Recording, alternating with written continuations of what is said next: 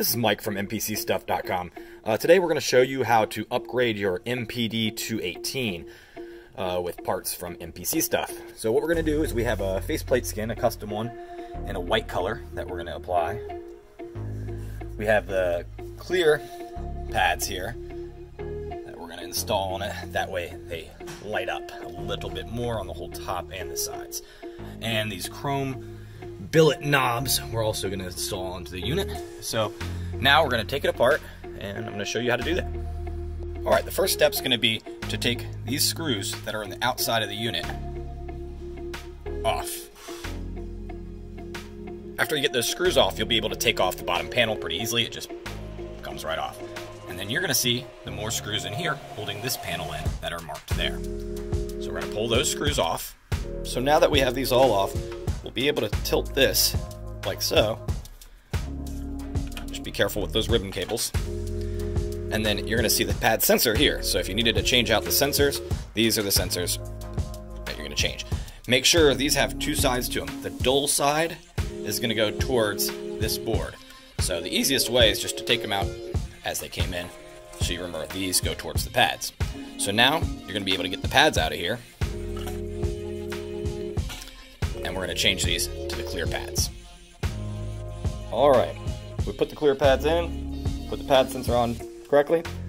Now we're going to take our smaller screws that we took out of here and put those back in, and then we'll get the casing back on. Alright, we got all our screws in here. We're going to look at the front, make sure our pads are set in properly. They are. Now we're just going to put our back plate back on. And just like we did before, we're going to put all those screws, the larger ones, in the back to seal it back up. Alright, we got all the screws back in. Check. Now we have the clear pads on the MPD218. So now we're going to get the chrome billet knobs put on here. I'm going to show you how to do that. Alright, now that we have our clear pads on, we're going to go ahead and do the skin and our knobs. The knobs have a little teeny screw on the side of them, if you look right there. So that screw, oddly enough, you can put it on either side, but we find it easier to put it on the rounded side because it sticks a little better, it holds on a little better when you do it on that side. So, see here, we're going to go with the rounded side towards the hole. So we're going to put that down, and then we're going to use our tool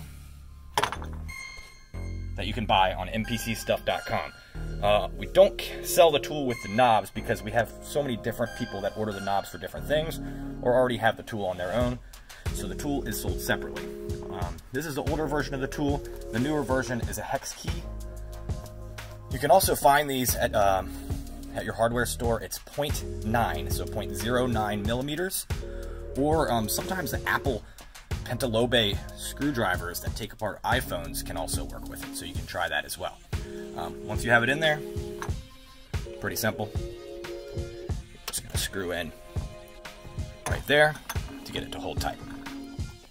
It's going to be the same for the rest of them. These knobs will work on almost any MPC, the newer ones and the older ones, and even other units that use a D-pot type style top.